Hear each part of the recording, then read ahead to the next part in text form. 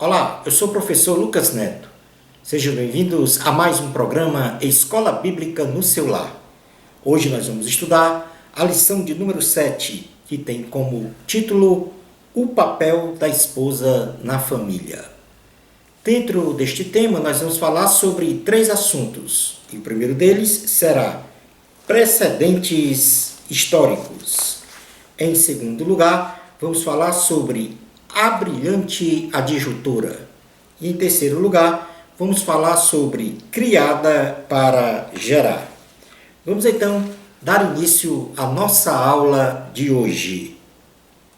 O Éden, que na palavra hebraica significa deleite, era um verdadeiro paraíso na terra, pois o homem recebera de Deus um lar, uma esposa, comida, água, trabalho sem fadiga, num lugar sem mortes, sem doenças, sem injustiças e sem outros quaisquer tipos de males.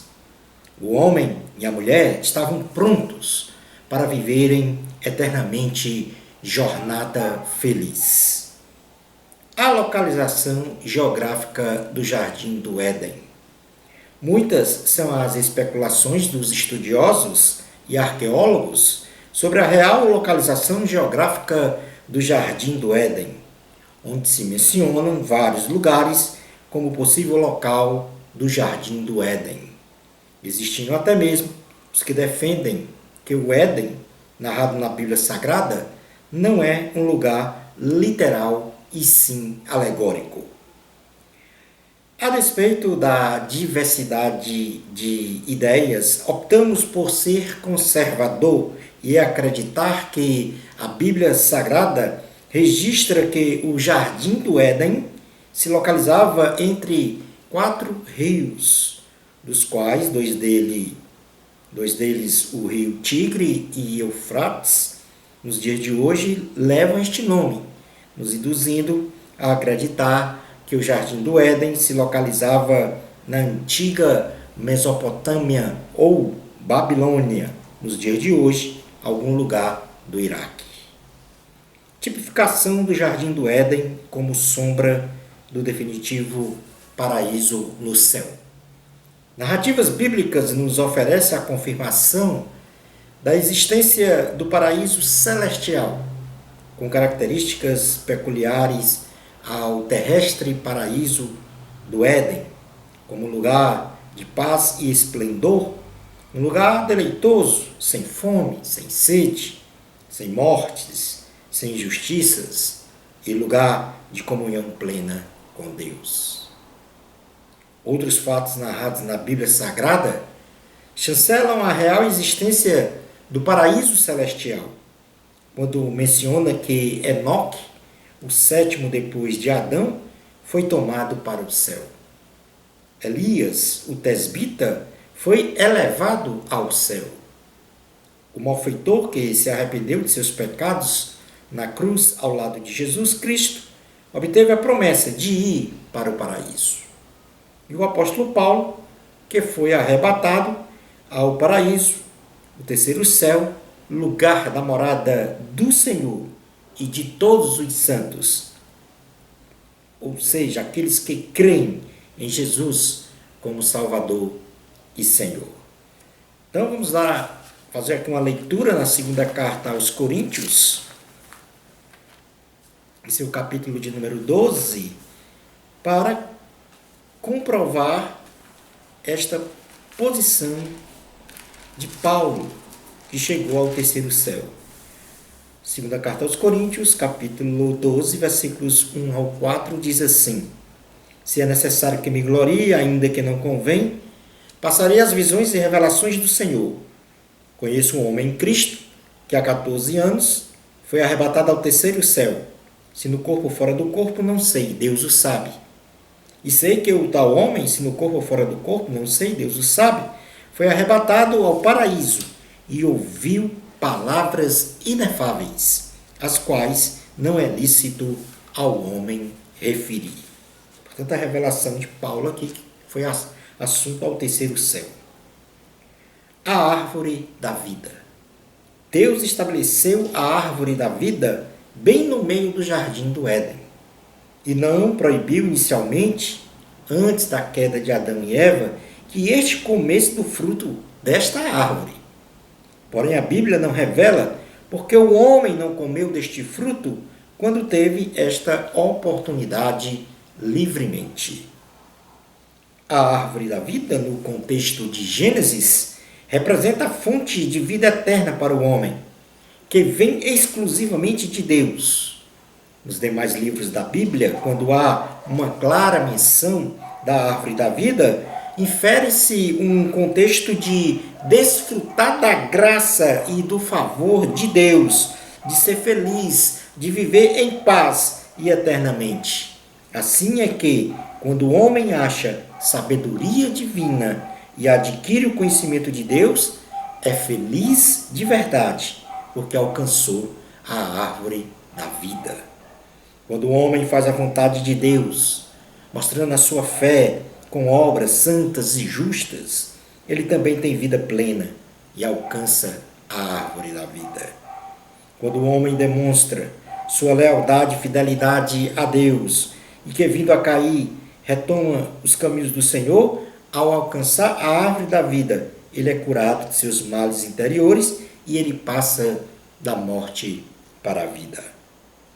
A árvore da vida eterna, plantada bem no meio do jardim do Éden, apresentada inicialmente no livro de Gênesis e consolidada nos demais livros da Bíblia, até o livro de Apocalipse, tipifica a única fonte de vida plena e abundante, que é o Senhor Jesus, que deve ser o centro da nossa vida, tal como a árvore da vida estava plantada bem no meio do jardim do Éden, no paraíso. No Evangelho de Jesus, segundo escreveu João, capítulo 14, versículo 6, diz assim a palavra do Senhor. João 14, versículo 6. Respondeu-lhe Jesus: Eu sou o caminho, a verdade e a vida.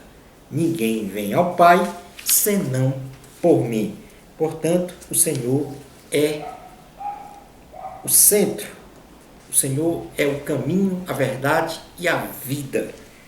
E somente através dele, por meio dele, é que alcançamos a vida eterna. Vamos falar agora um pouco sobre a árvore do conhecimento do bem e do mal. A árvore do conhecimento do bem e do mal, no contexto do livro de Gênesis, representa a árvore da morte eterna, a qual Deus proibiu que o homem comesse de seu fruto. Esta árvore, em síntese, representa os seguintes ensinamentos. Primeiro, o homem não pode se arvorar a ser autossuficiente, soberbo, dono de si mesmo. Ao contrário, deve estar na dependência e no temor de Deus. O homem não pode e nem deve desobedecer a uma ordenança ou à vontade de Deus, pois as consequências da desobediência a Deus sempre será catastrófica. Tradicionalmente, a maçã se tornou símbolo do fruto do pecado, do conhecimento do bem e do mal, tendo esta ideia se propagado pelo idioma latim, onde se guarda uma semelhança quase que integral das palavras malum, que significa mal, e malus, que significa macieira. Porém, não podemos determinar qual foi o tipo de árvore e fruto do pecado, pelo fato de a Bíblia Sagrada não mencioná-los. A simbologia das duas árvores especiais plantadas no jardim do Éden. Deus criou o homem com livre arbítrio para decidir que caminho trilhar em sua vida sob todos os aspectos. Mas também Deus criou o homem para ter comunhão com ele e ser adorado em espírito e em verdade.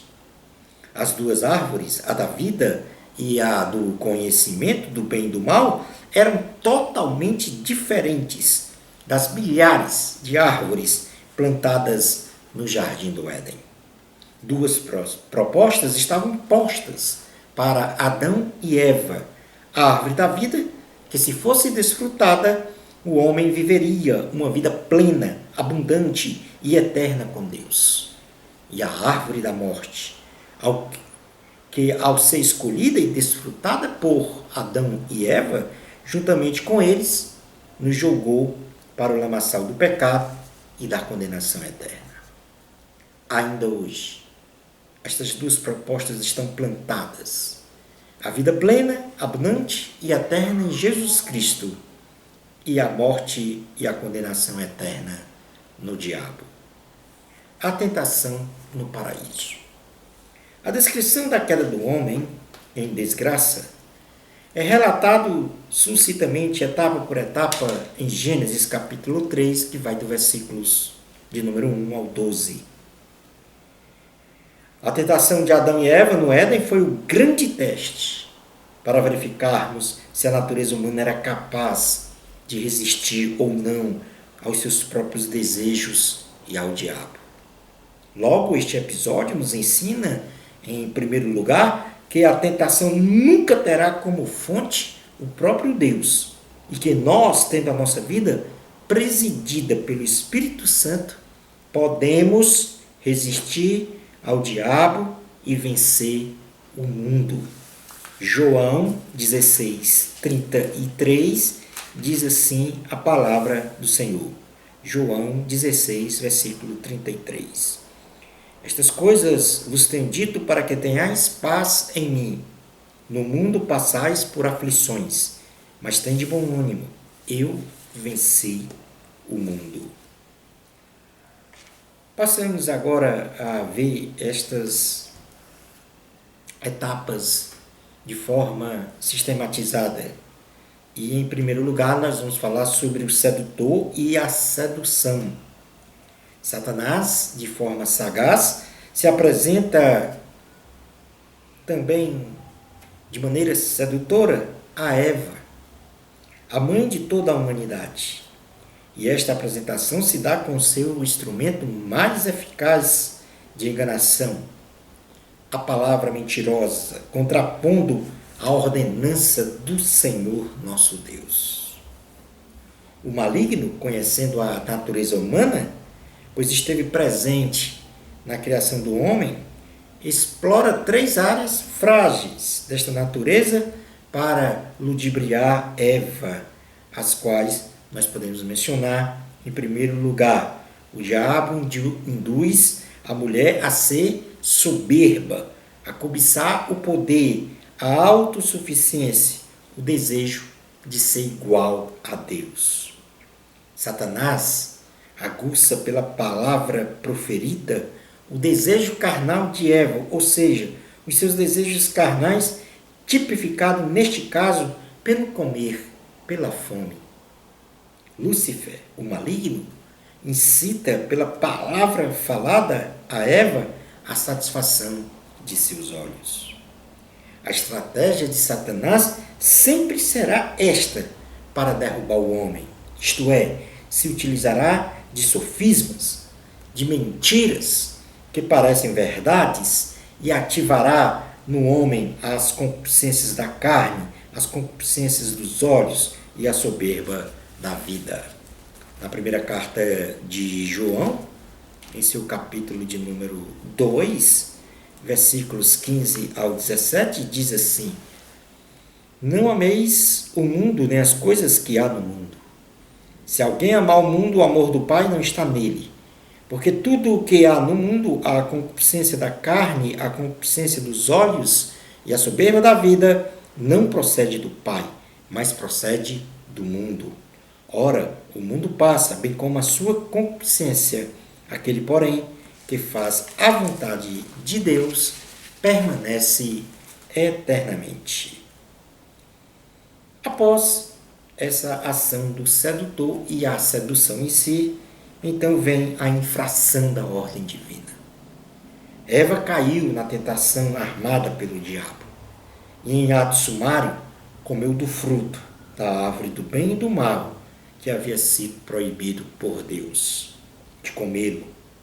Convenceu a Adão, seu marido, a também comer do fruto proibido. E pelas mesmas razões, Adão também pecou e desnudos ficaram na graça do Senhor. Adão e Eva perceberam as suas respectivas nudez, tipificando uma indecência moral do caráter humano sobre todos os aspectos. Ou seja, o estado anterior de inocência passa a ser imoral, deturpando todos os conceitos puros de Deus para o homem. Quando desobedeceram a Deus, Adão e Eva instantaneamente morreram espiritualmente e atingiram a degradação moral de caráter, acusados pelas suas próprias consciências, e então remediaram este estado de morte espiritual com vestes de folhas de figueiras, tipificando uma ineficiente religiosidade de purificação. O inquérito divino. O Senhor, em sua perfeita e absoluta onisciência, já sabendo da maldita desobediência de Adão e Eva, busca conversar com eles no jardim na viração do dia. Percebe que eles estavam escondidos detrás das árvores, em estado de degradação moral e com um sentimento de medo. Coisas que não existiam no paraíso e agora mancharam esta relação e comunhão com Deus. O Senhor então confirma que esses dois filhos o desobedeceram e comeram do fruto proibido. Tudo o que fazemos, nada está encoberto para Deus. E por isso todas as nossas ações de bem ou de mal serão reveladas publicamente. Não adianta enganar o seu próximo, pois jamais enganaremos a Deus. No Evangelho de Jesus, segundo escreveu Lucas em seu capítulo de número 12, versículos 1 a 3, confirma esta condição de que não há nada encoberto, tudo será revelado. Lucas, capítulo de número 12, versículos 1 ao 3 diz: Posto que miríades de pessoas se aglomeraram a ponto de uns aos outros se atropelarem, passou Jesus a dizer, antes de tudo, aos seus discípulos: Acautelai-vos do fermento dos fariseus, que é a hipocrisia. Nada há encoberto que não venha a ser revelado, e oculto que não venha a ser conhecido, porque tudo o que dissestes às escuras será ouvido em plena luz, e o que disseste aos ouvidos no interior da casa será proclamado dos eirados. A defesa humana. A defesa de Adão e Eva para o episódio é pífia, sem respaldo moral, estapafúrdia, pois humanamente é impossível justificar o pecado. O primeiro casal, criado em sua degradação moral, putrefados espiritualmente, se utilizam da mentira e de se acusarem mutuamente, colocando a culpa um no outro. Não podemos fugir de nossas responsabilidades espirituais. Se pecarmos, temos um advogado para nos justificar, desde que venhamos a assumir a verdade e nos arrependermos dos malfeitos, sem acusar a outra, pois a acusação infundada com transferência de responsabilidade é obra maligna. Primeira carta de João, capítulo de número 2, versículos 1 ao 6, diz o seguinte: Filhinhos meus, estas coisas vos escrevo, para que não pequeis. Se todavia alguém pecar, temos advogado junto ao Pai, Jesus Cristo, o justo. E ele é a propiciação pelos nossos pecados, e não somente pelos nossos próprios, mas ainda pelos do mundo inteiro.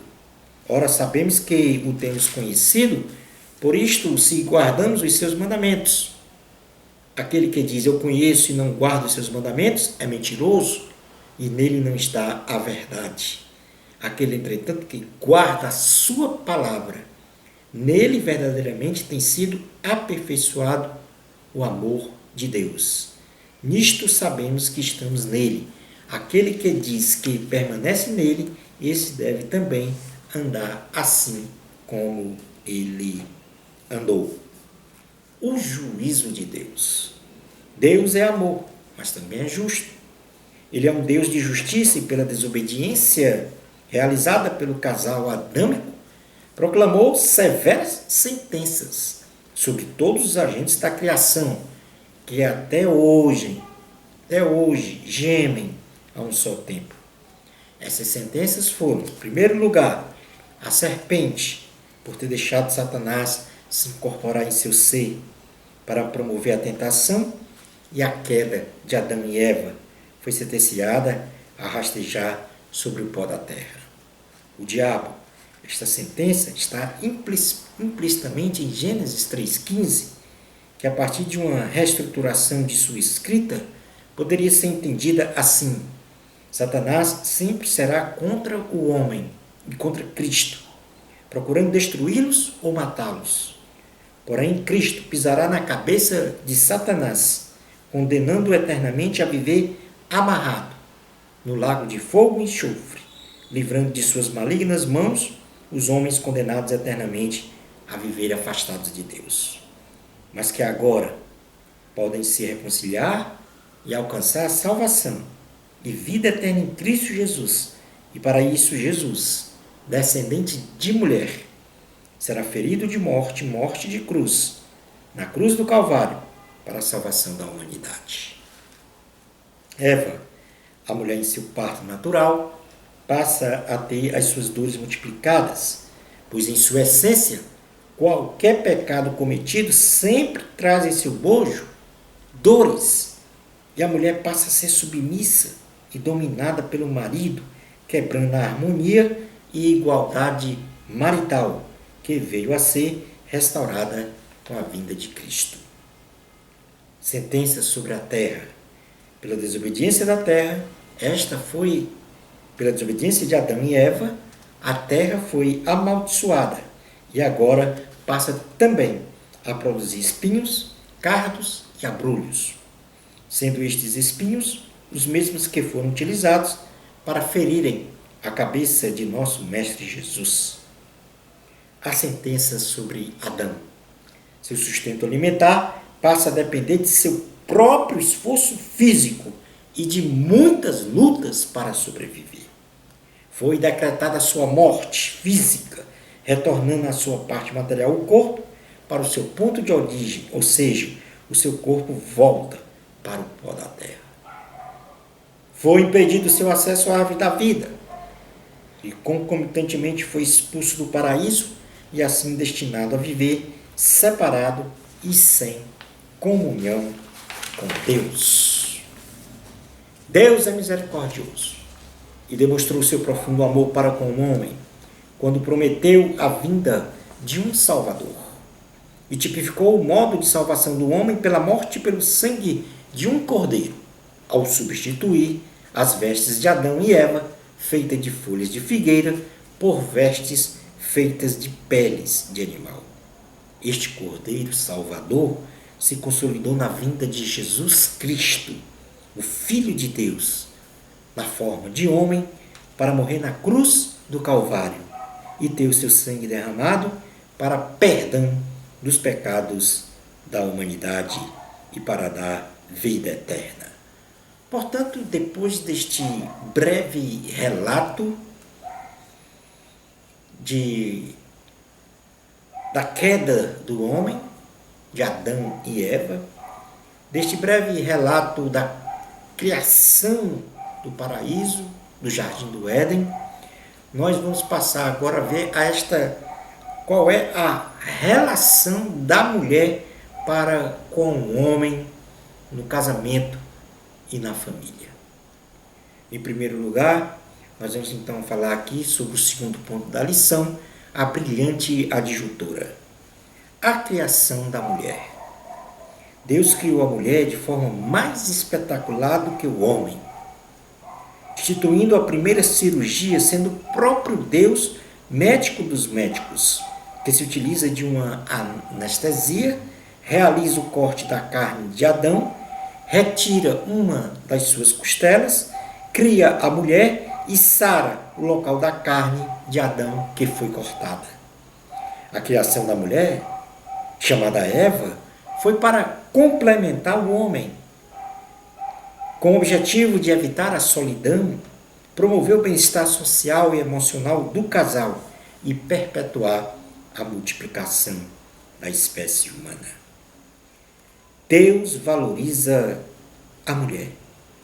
E para isso ele fez questão de registrar em sua palavra um louvor especial à mulher virtuosa, homenageando-a e exaltando a qualidade de ser mulher. A mulher virtuosa possui virtudes morais, virtudes espirituais. Ela age com ética e, sobretudo, depende de Deus. Sendo esta a beleza da mulher que agrada a Deus e, por isso, ela é honrada. A mulher virtuosa como esposa. A mulher virtuosa é de extrema confiança. Em primeiro lugar, vamos ver agora aqui as características da mulher virtuosa. Então, a mulher virtuosa é de extrema confiança. Um dos requisitos para se ter uma família estruturada e solidamente edificada nos aspectos social, ético, moral e espiritual é a integridade moral dos pais, considerando que a mulher assume um papel base e fundamental na relação familiar. A mulher virtuosa, segundo a Bíblia Sagrada, guarda uma confiabilidade, uma honradez e conduta irrepreensível para com seu marido, tendo como qualidade suprema a fidelidade em tudo ao seu cônjuge, pois não temos como qualificar a solidez de um casamento sem a fidelidade conjugal e, sobretudo, o amor recíproco entre marido e mulher. Provérbios, capítulo de número 31, versículo 10 e 11 diz o seguinte: mulher virtuosa, quem a achará? O seu valor muito excede o de finas joias. O coração do seu marido confia nela e não haverá falta de ganho. Portanto, a mulher virtuosa é de extrema confiança. Em segundo lugar, a mulher virtuosa, ela é preciosa. A palavra de Deus faz louvor à mulher virtuosa, expressando que ela é muito mais preciosa e de muito mais valor que finas joias. Não temos como comparar qualquer bem material em seu valor ao de uma mulher virtuosa, visto que o casamento constituído e construído na base do amor vale mais que o ouro, do que a prata, do que o carro ou qualquer bem material que possamos imaginar. Provérbios 31:10 diz: mulher virtuosa, quem a achará? O seu valor muito excede o de finas joias. A mulher virtuosa é elegante. A mulher virtuosa reconhece o seu valor. E em sendo mais preciosa do que as finas joias, não é uma mulher relaxada, que não se cuida em sua apresentação pessoal. Ao contrário, devido à sua grande autoestima, se veste com elegância e com muito bom gosto. Porém, com decência, demonstra ter amor próprio ao seu corpo, sem vaidades, preservando a sua saúde. Provérbios, capítulo 31, versículo 17 diz: cinge os lombos de força e fortalece os braços. Não podemos deixar de mencionar que a mulher virtuosa, apesar de ser elegante e bela exteriormente, a sua beleza interior, isto é, espiritual, deve suplantar a beleza exterior, pois sua irretocável beleza se credencia pelo andar e viver com Deus. Provérbios 31:30 diz: enganosa é a graça, e vã a formosura, mas a mulher que teme ao Senhor, essa será louvada. Como quarta virtude de uma mulher, é que a mulher virtuosa é sempre elogiada. O comportamento ético e moral da mulher virtuosa lhe confere a capacidade de ser elogiada em todos os segmentos da família. Em primeiro lugar, pelo marido, onde é honrada e proclamada como melhor mulher do mundo, e em segundo lugar, pelos filhos, que a qualificam como ditosa, ou seja, feliz, bem-aventurada. Provérbios 31, 28, 29 diz: levantam-se seus filhos e lhe chamam ditosa. Seu marido a louva dizendo: muitas mulheres procedem virtuosamente, mas tu a todas sobrepujas. Em quinto lugar, a mulher virtuosa é abençoadora. A mulher virtuosa honra o seu marido em tudo, respeitando-o e sendo respeitada pela sua conduta ilibada. Ela é a fonte de bênçãos para si, para seus filhos e especialmente para o seu marido, de tal modo que sempre abre a sua boca para abençoá-lo. Provérbios 31, 23 diz: seu marido é estimado entre os juízes, quando se assenta com os anciãos da terra. A mulher virtuosa é temente a Deus.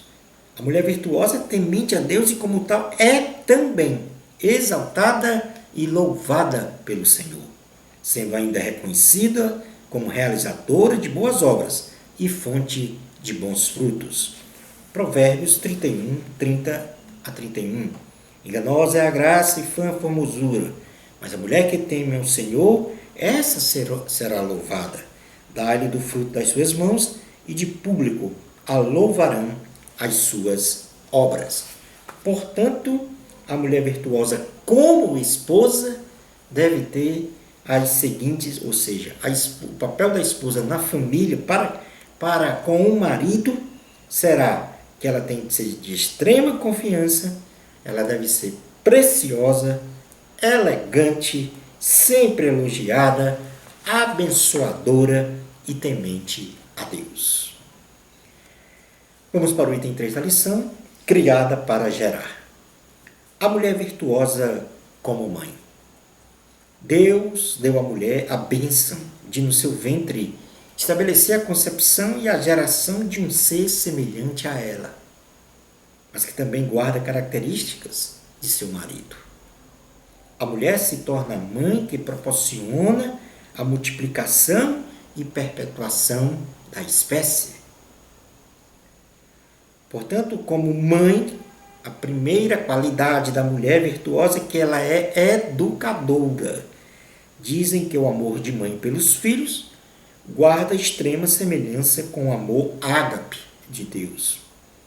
A mulher virtuosa educa os seus filhos com sabedoria, com serenidade, com bondade, com verdade, embasado no amor, visando uma vida de integridade moral e espiritual para os seus filhos. Provérbios 31, 26 diz: fala com sabedoria, e a instrução da bondade está na sua língua. Outra qualidade da mulher virtuosa como mãe é que ela é afetuosa. O cuidado com os filhos é característica permanente na mulher virtuosa.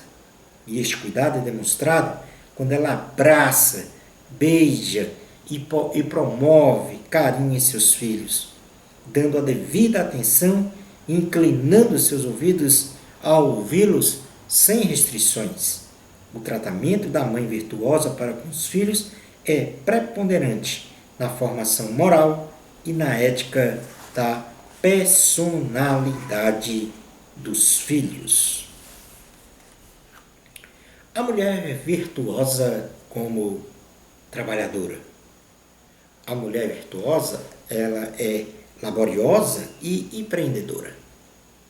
A sociedade contemporânea, por força das imposições econômicas e sociais, impõe à mulher uma dupla jornada de trabalho para a subsistência da família.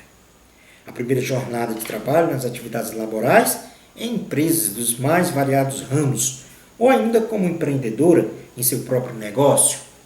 E a segunda jornada em casa, isto é, no seu lar, sendo então merecedora de uma maior exaltação, porque assim ela demonstra ser uma incansável guerreira.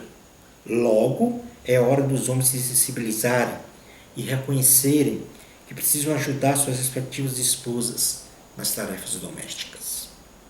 A mulher virtuosa demonstra extrema habilidade para compor tais tarefas no emprego e no lar. Como já não bastasse somente as tarefas do emprego, e mais o impressionante é que esta mulher, além de ser laboriosa, mantém a casa em perfeita ordem sob todos os aspectos, contemplando ainda a sua grande capacidade de trabalhar e garantir prosperidade para a sua família. Provérbios 31, 13 a 16 diz assim: a mulher virtuosa busca lã e linho e de bom grado trabalha com as mãos. É como um navio mercante, de longe traz o seu pão. É ainda noite, já se levanta e dá mantimento à sua casa e a tarefa às suas servas. Examina uma propriedade e adquire. Planta uma vinha com as rendas de seu trabalho.